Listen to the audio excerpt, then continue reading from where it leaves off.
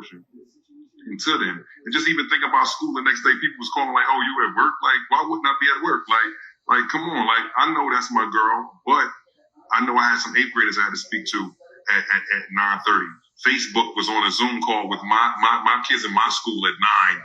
Then I had to do a keynote celebration for a speaker event at St. Peter's, and then another school at 2. Like, come on, Dennis. Like, this is what we about. When we talking about adaptive leaders, we take whatever happens and we change it. We bend it to our will. So I'm going to keep pushing, man. I know I'm preaching to the choir. You know, and look at it like this, like the Verizon saying there's a good chance that, you know, that thing I sent that I may make it. And they said, but the only day we could film was like on the day your grandmother being put in the ground. I said, all right, I'm there. Just let me know what time. You know what I'm saying? Like, I'm going to hold it down. Like, I'm going to make her proud of me even in the afterlife. So that's what we do here, man. That's OSG. So I thank you guys. And what I told Dennis T left out, I said, thank you guys, all of the folks that was on the line with us, for taking my mind off that for a little bit. You know what I'm saying? Like, y'all was in the car with me, you know what I'm saying, all the way down there. Then when I got to the house, that's when I got off. And then I hit Dennis a little bit after. Like, I apologize for getting off impromptu like that. But, you know, now I got to go make sure my girl is good before they take out the house. So yeah, man. So I shout out to you guys. Again, I'm not doing nothing that nobody else is doing. But I'm not, you know, like Ken Williams said, I'm not going to project my brokenness on my kids. They in school. Like, what's that? No, bereave what? No, man, let's go to work. Let's get to it. Like I said, for the people that don't have the opportunity that we have. And I want to say he broke that, you know, that little streak that we was doing. But now we get more reports, and it was accidental. I don't know if you heard that, Brown or Sakina. It was accidental. His friend was playing with a gun and went off and killed him. So it wasn't like it was he was targeted or anything like that. But still, nonetheless, it was a death. But again, we reached out to the families. And we back at it, because in the business that we in, ladies and gentlemen, if you go undefeated, you could lose a kid's life. And I'm not interested in losing no more babies' lives. And I know the impact. I know New York got some of y'all kids in the building, but in Jersey, we don't got nobody in the building. And the fact that we not there or, you know, doing as many well as we should be, these kids they out there and looking for our help. And the crazy thing is, Dennis, 2 incidents where I had my kids shot. This over the pandemic, they was reaching out to us and we wasn't there. Literally, they called Nadia, the young lady called Nadia and said, listen, I'm going off the deep end. I need you to help me out. Like, let's link up. And before we can get to the baby, she was shot, right?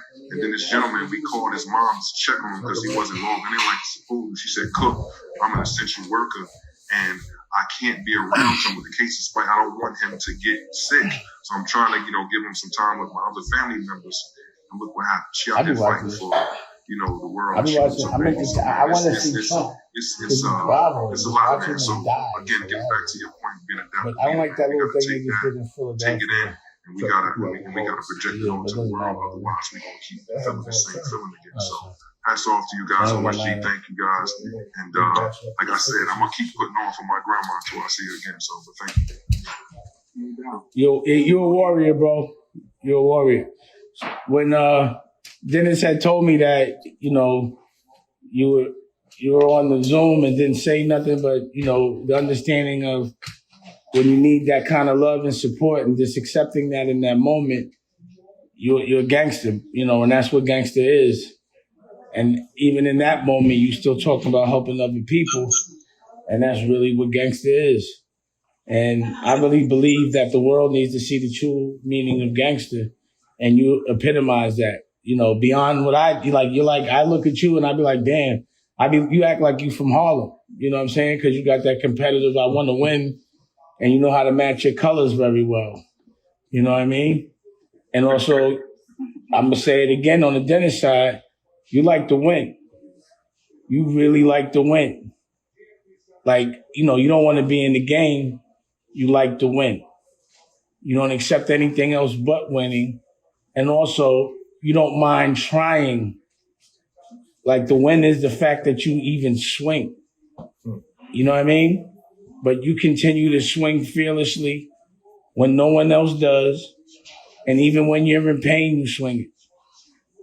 You know what I mean? And that's gangster. In a calm way. Not even an emotional way. The reason why I'm bugging is because I couldn't notice that. And I usually could feel it. And I ain't feel it. So that means you really gangster. And I can imagine so many other things that you feel that you don't express, but you express it by all the cool shit you do. Also, I got the senator here real quick. What's up, there? His grandmom died. Man, my condolences. But he died when I was on the Zoom with us. He ain't saying we that. move on, I want to also, you already know I love you. You know this already. I'm with you. We deal with this and we move forward. But also, on that call, you still managed to flex on us. Yeah. You flexed in pain. That's what you're supposed to do. That's when you do your best flexing. And also, I say this though. The reason why you so strong, I think, is because you're very satisfied and proud of everything you're doing. So when things happen, you still have something to really be proud of that could take you away from it. And that's what I be trying to explain to people. Like literally a couple of hours ago, I found out I'm going to have my baby tomorrow at 10 o'clock. A year ago, we had just lost a baby. You feel me?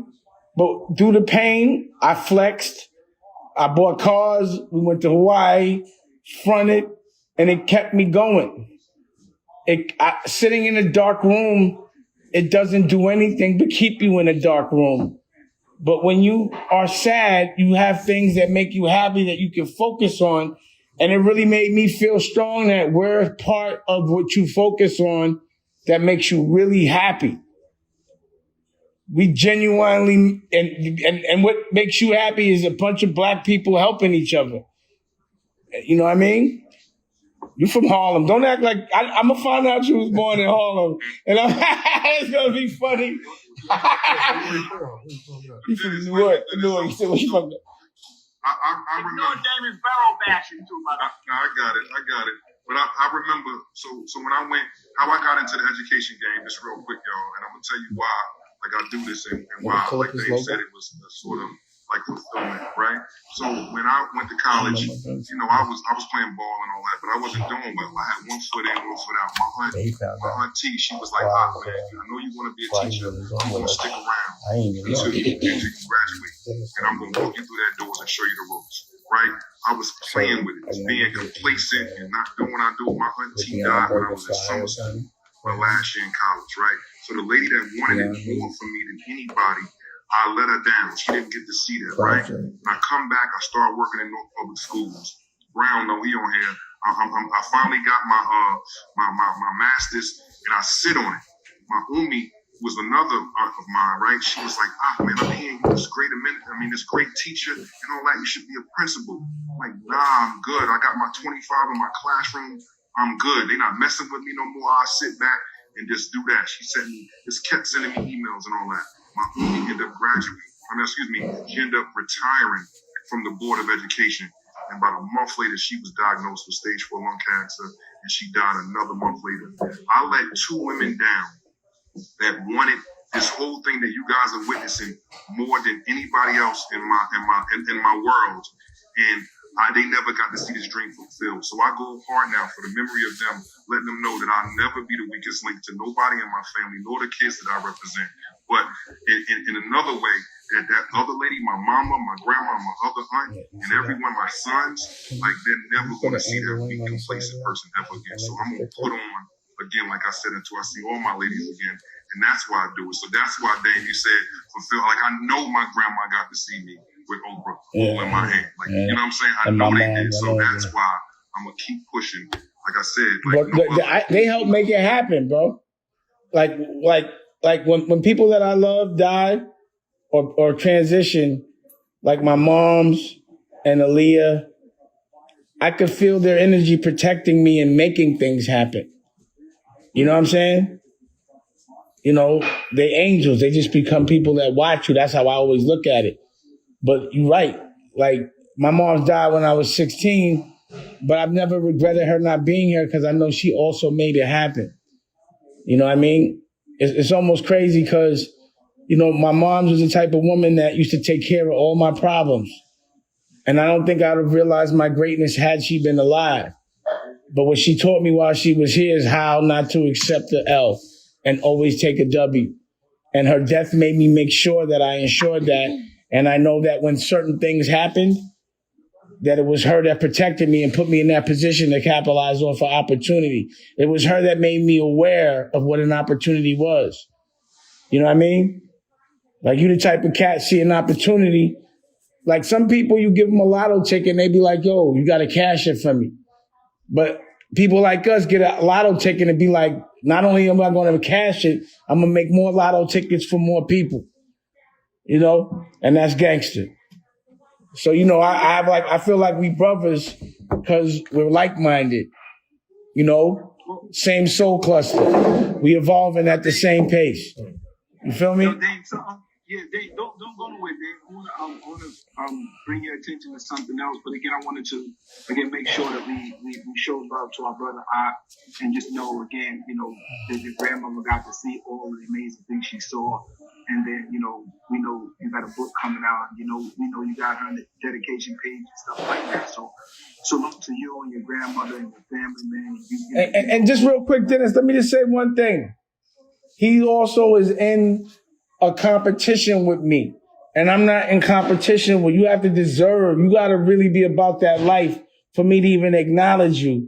And I'm acknowledging you as a real competitor to me, bro. You're competition to me. You understand what I'm saying? And that's the best compliment I could give somebody. I know when I do something, I'm like, okay, I might try to do it better. The ring is better than yours, Dame. So it's not. But we'll see when it's made. How you doing? Can I say something real quick? Yeah. First, my condolences, big brother. Love you. Grandma's still here with you. She always will be. My condolences. We also lost another giant for our people, and they just happen to also be a relative of Michelle, Principal Michelle Sasudis, her uncle, who's the former president of Ghana. Jerry Romans died this morning of COVID.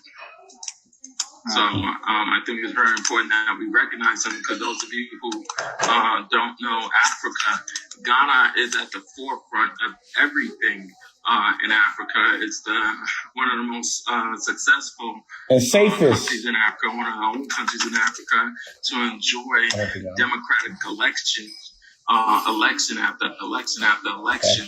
And so they're at the forefront of everything. And also when you look at that on the world stage and understand that Africa is the next and the last great superpower. And he's someone who's responsible for bringing Ghana into the 21st century.